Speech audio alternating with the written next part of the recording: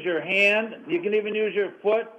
You can use any other part of your body. I don't know what that means. If you want to, stick your head down there, or whatever. But, Can I take my hat off and do something? Yes. Well, you can.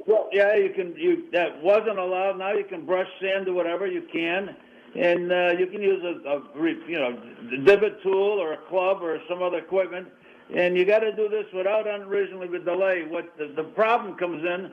Some guys think they can tap their way all the way to the hole. In other words, well, if that happens, they're going to get two because that's not allowed. You can't make a trough all the way to the hole. In other words, so you got to do this with undue delay. But the biggest thing on this whole thing was ball marks and shoe damage, especially the guys that played late in the day. And they had all these spike marks. The guys that had the greens in the morning when they were virgin, they were great.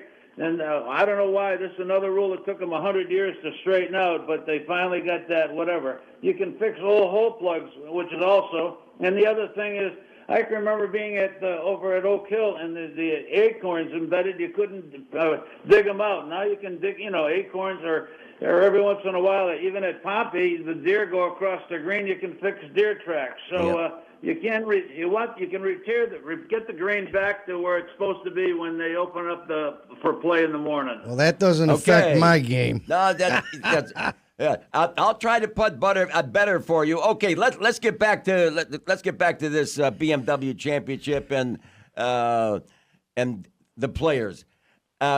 The team is going to be fine, Tom. The team is going to be fine and I still think that if Keegan Bradley earns his way in the top 10, he should be. Let's ask John Clare. Can a captain be a player in your mind? Ooh. Yes, but actually, my answer is yes.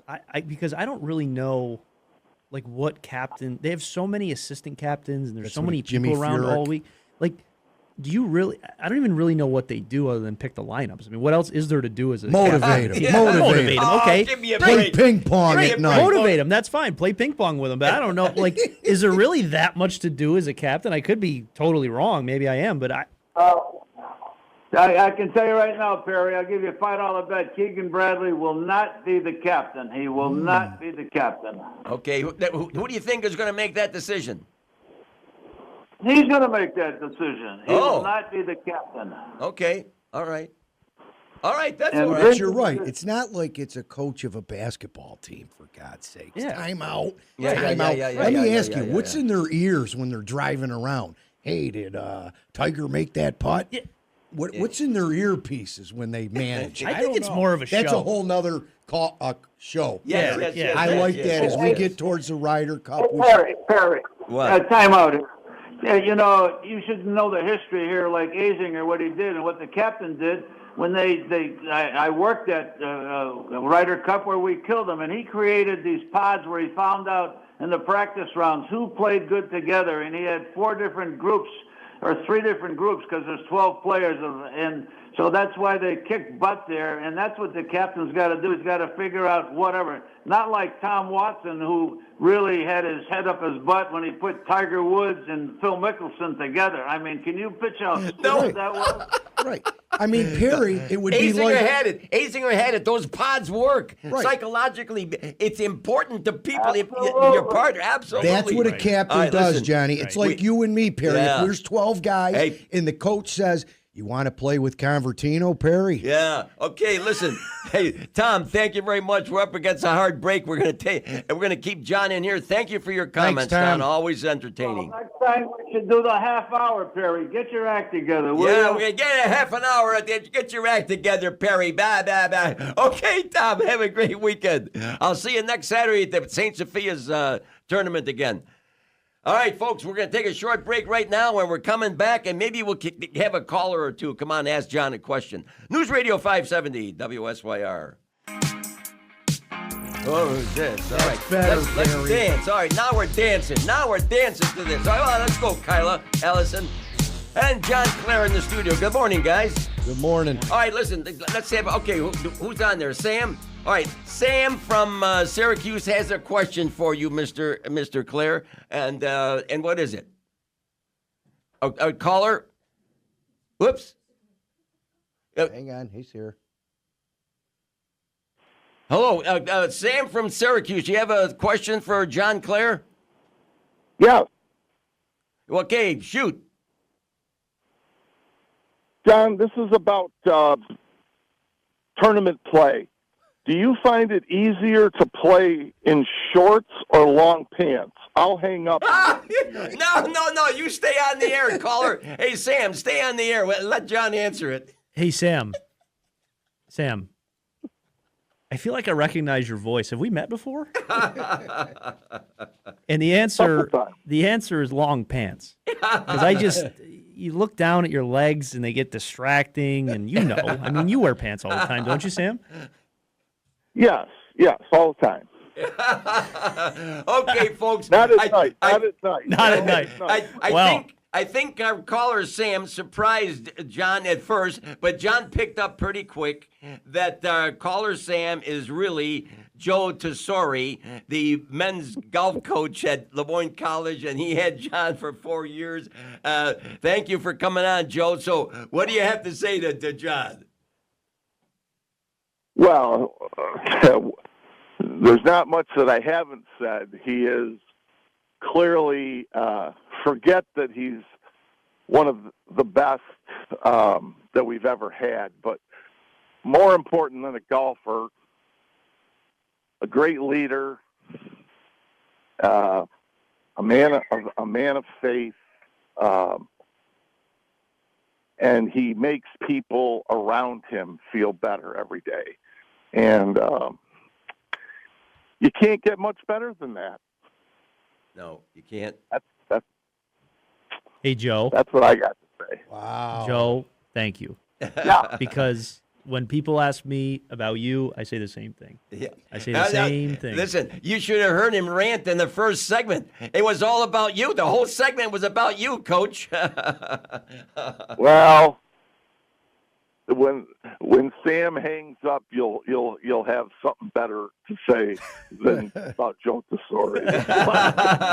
All right, listen. We were going to ask John earlier about the best 9 holes he's ever played, and I want you to stay on because was that as a professional? Yeah, okay, it was in March. Was that a professional in March? Yeah. Okay, tell us what you did in March.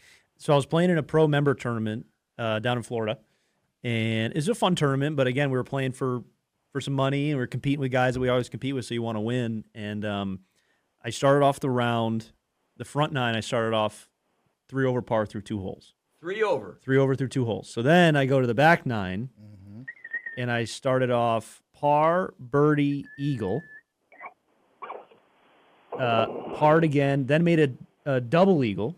So now I'm 5 under, 5 or 6 under through 5 holes, and then I made 3 more birdies coming in, and I shot 8 under 28. I mean, that's my lowest 9 holes ever. And I made par on my last hole. It was a drivable par 4, and I could have shot, if I made eagle, I could have shot 26. If I made birdie, I could have shot 27, but I didn't get up and down out of the bunker. I made par, and I shot 28. Oh, 28's not bad, though. Ouch. 28's not bad. No, I can't do that on putt-putt Oh, for 9. holy cow.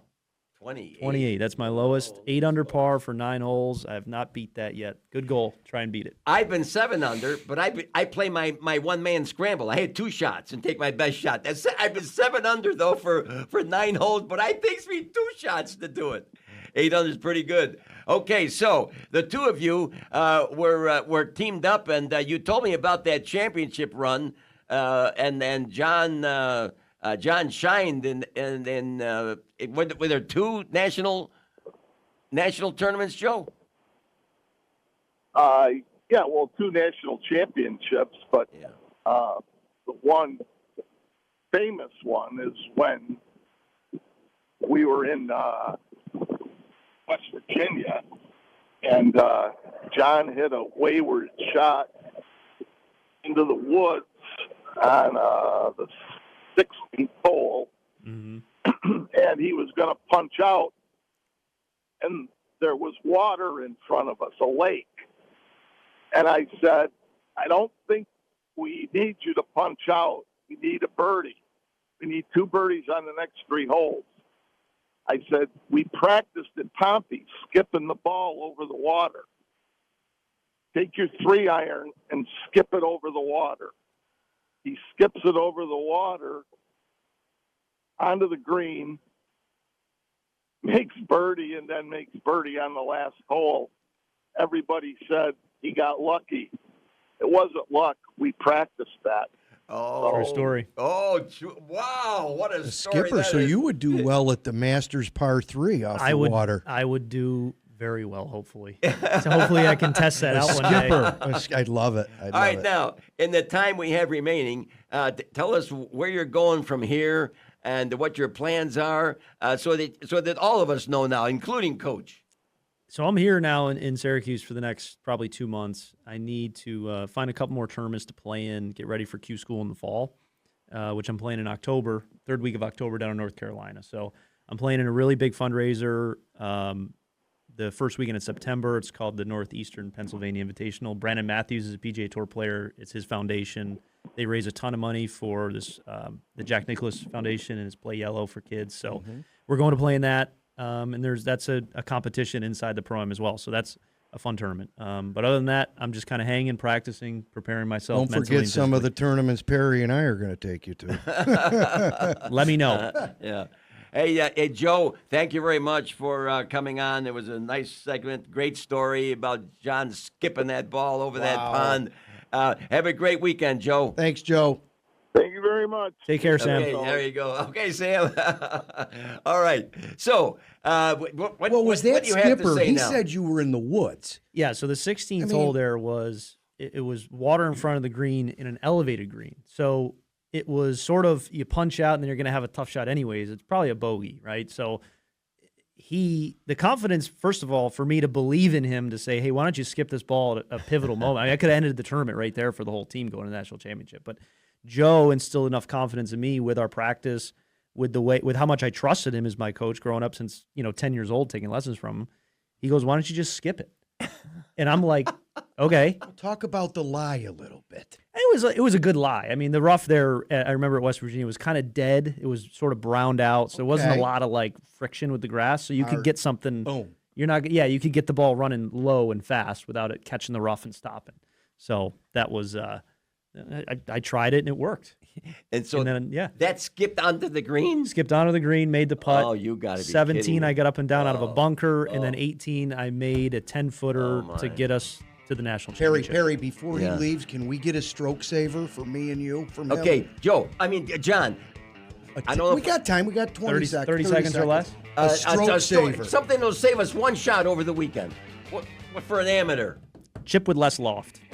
Chip with less Chip with loft. less I loft. love it. I love a stroke saver There from you go. John Clare. There you go. Golf professional. I'm going to try that today in an hour. Hey, has this been good or what? I loved it. How good has this been? Thank John, you, good Kyla, to meet you, Allison. kid. Thanks for coming Nice to in. meet you. Yeah, Thank okay. you. Thank you. And best of luck. And if you need somebody to polish shoes or caddy, you got to let me know.